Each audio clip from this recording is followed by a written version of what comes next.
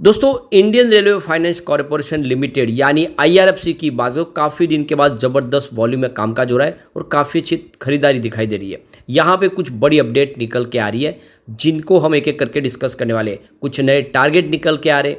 अब जैसे कि मई अब देखिए शुरू होने जा रहा है और जून में हमारा रिजल्ट डिक्लेयर हो जाएगा और जैसे ही इलेक्शन का रिजल्ट डिक्लेयर होगा उसके बाद में नई सरकार का गठन होगा और फिर तेज़ी से इंफ्रा के प्रोजेक्ट शुरू हो जाएंगे और ऐसे में शेयर की प्राइस बहुत ज़्यादा बढ़ सकती है। तो क्या इस समय इन्वेस्टमेंट का ये सही मौका है आईआरएफसी में?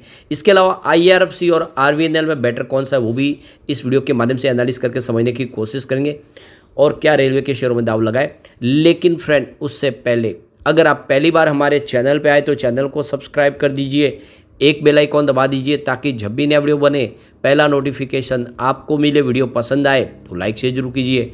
चलो फ्रेंड्स, वीडियो स्टार्ट करते हैं। मैं हूं आपका दोस्त एस.बी. दवे और हमारे अपने चैनल ऑनलाइन कमाई में आपका बहुत बहुत स्वागत है। तो सबसे पहले आईआरएफसी के कारोबार की बात करें। इस समय लगभग 1:30-2 बजे के आसपास का टाइम है।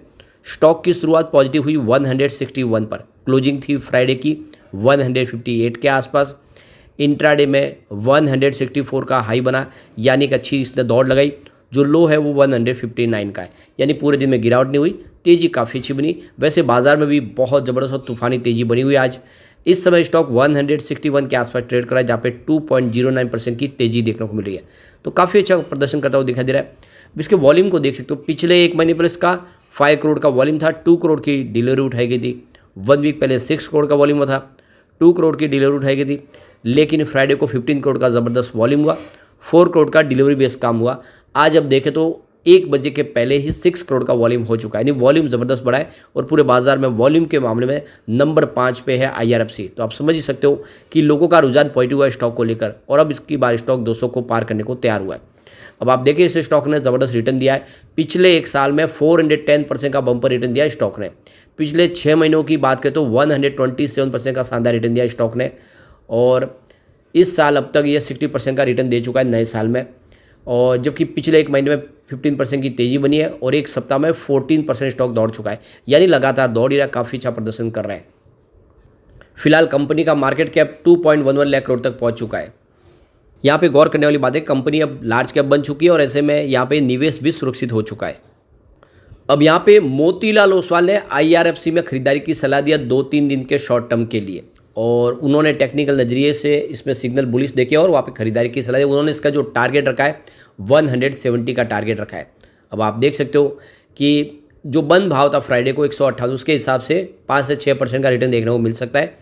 वैसे अगर आप देखें तो ऑलरेडी आज स्टॉक है जो काफ़ी अच्छा है, नहीं दौड़ चुका है, इंट्राडे में 164 तक जाके आ चुका है, तो इसके लिए 170 मुश्किल नहीं है। और दूसरी तरफ अगर आप देखें, एक्सिस सिक्योरिटीज ने भी इस स्टॉक के अंदर खरीदारी की सलाह दी है। उन्होंने इसका 178 से लेकर 185 का टारगेट दिया है और इसको आपको 3 से 4 सप्ताह के लिए होल्ड करना है, तो ये 185 तक जाता हुआ दिखाई दे सकता है। यानी इसकी जो पुरानी हाई है ऑल टाइम वो है 192 की, उसके आसपास जा सकता है और हो सकता है फिर उसके बाद 200 को भी पार कर जाए। तो यहाँ पे मार्केट एक्सपर्ट का कहना है कि स्टॉक का जो एक मल्टीपल रेजिस्टेंस जोन है 153 का, उसको यहाँ पे देख सकते हो कि इसको क्रॉस कर लिया है, तो स्ट्रॉन्ग बुलिश कैंडल दिखाई दे रहा है चार्ट पैटर्न पर और यहाँ से एक मीडियम टर्म में अच्छी तेज़ी देखने को मिल सकती है। काफ़ी समय के बाद एक अच्छा ब्रेकआउट देखने को मिला है, ऐसे में मीडियम टर्म के लिए भी इसमें आप खरीदारी करें, आने वाले समय का अच्छा रिटर्न आपको देखने को मिल सकता है। तो देख सकते हो कि एक्सिस सिक्योरिटी ने यहाँ पे 185 का टारगेट दे दिया है, उनके हिसाब से इस लेवल पे खरीदारी करनी चाहिए।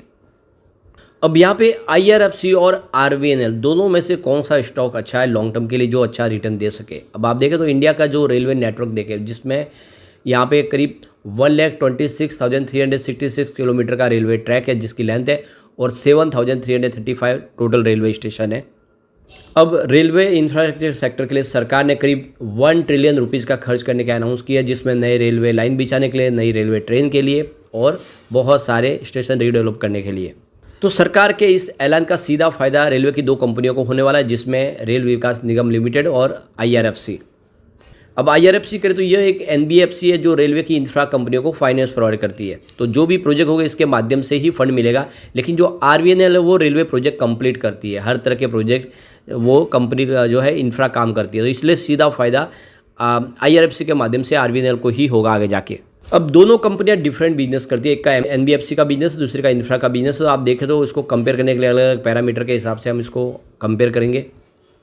आरवीएनएल की बात करें तो ये कंपनी की शुरुआत 2003 में हुई थी और आप कंपनी के बिजनेस की बात करो, गेज कन्वर्जन, न्यू लाइंस बिछाना, रेलवे इलेक्ट्रिफिकेशन, कंस्ट्रक्शन और मेजर ब्रिज का निर्माण करना, इस तरह से कंपनी काम करती है।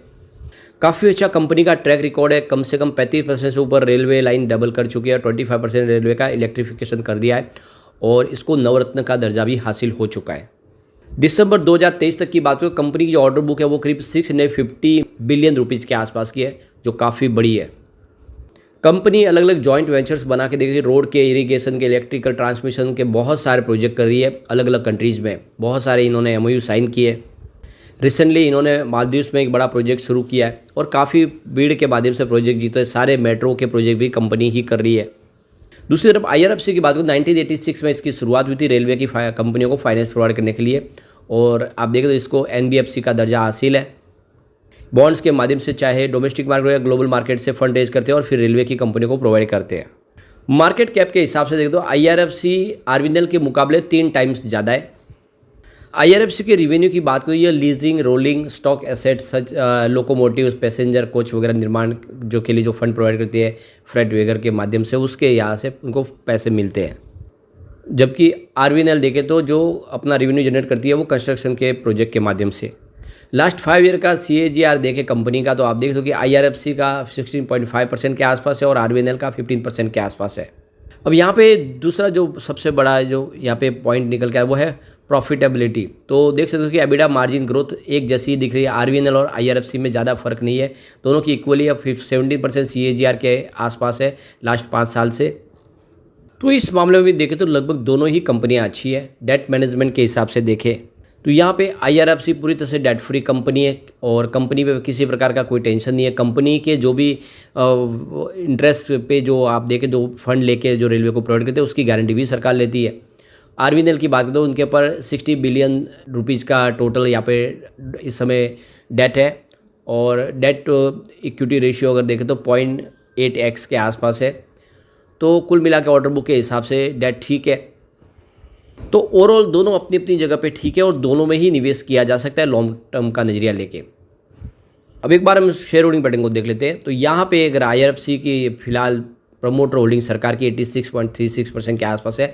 आने वाले समय इसको ट्रिम करना होगा, 75% के आसपास लाना होगा। वैसे आरवीएनएल ऑलरेडी ला चुका है, अब वहाँ पे वो टेंशन नहीं है। इसके OFS की चिंता अभी है, लेकिन प्राइस ऊपर है तो उतनी चिंता की बात नहीं है। म्यूचुअल फंड की होल्डिंग अगर आप देखें तो 0.77% के आसपास जून में, जो सितंबर में 0.5% हुई, दिसंबर में 0.4 हुई, लेकिन इस बार मार्च में फिर से म्यूचुअल फंड की होल्डिंग बढ़ के 0.18% हो गई है। यानी जो म्यूचुअल फंड लगातार अपनी होल्डिंग बेच रहे थे उन्होंने मार्च में फिर से एंट्री कर ली है। ये एक शुभ संकेत है आईआरएफसी के लिए। इंश्योरेंस कंपनी की बात करें तो 1.25% की होल्डिंग थी जून में, सितंबर में घट के 1.12% हो गई और दिसंबर में ये 0.75% के आसपास आ गई। फिलहाल 0.71% के आसपास है। तो इंश्योरेंस कंपनी का निवेश यहाँ पे घटा है लगातार हर क्वार्टर में। फॉरेन पोर्टफोलियो इन्वेस्टर की बात करें तो उनकी 1.14% की होल्डिंग थी जून में, सितंबर में ये अनचेंज रही, दिसंबर में बढ़ के 1.15% हो गई, लेकिन मार्च में उन्होंने भी अपनी कुछ प्रॉफिट बुकिंग की। इस समय 1.08% की होल्डिंग है। इसके अलावा अगर हम देखें तो यहाँ पे जो इंडिविजुअल इन्वेस्टर है, जनरल पब्लिक की बात करें तो उनकी 9.52% की होल्डिंग थी, जो घट के 10.09% हुई और उसके बाद बढ़ के 10.55%, फिलहाल 10.98% की होल्डिंग है। तो इंडिविजुअल इन्वेस्टर की होल्डिंग यहाँ पे बढ़ी है। इसके अलावा अदर्स की बात करें उनकी होल्डिंग यहाँ पे कम हुई है, 0.96% होल्डिंग थी जो 0.79% घट के हुई और अब इस समय 0.69% के आसपास है। तो बड़े फंड हाउस जिनका निवेश 1% के आसपास है उनकी होल्डिंग कुछ कम हुई है, लेकिन जनरल पब्लिक की होल्डिंग बढ़ी है। ओवरऑल देखें तो आईआरएफसी में एक लॉन्ग टर्म का नजरिया के निवेश का अच्छा मौका है, खरीदारी आपको करनी चाहिए। आने वाले समय आईआरएफसी आपको मालामाल कर देगा। लेकिन फ्रेंड, कोई भी इन्वेस्टमेंट करने से पहले अपने फाइनेंशियल एडवाइजर बड़े ले ले या अपना खुद का रिसर्च करें, क्योंकि मैंने वीडियो आपके एजुकेशनल पर्पज़ के लिए ही बनाए। वीडियो पसंद आए तो लाइक से जरूर कीजिए और चैनल को सब्सक्राइब कर दीजिए। Thank you friend.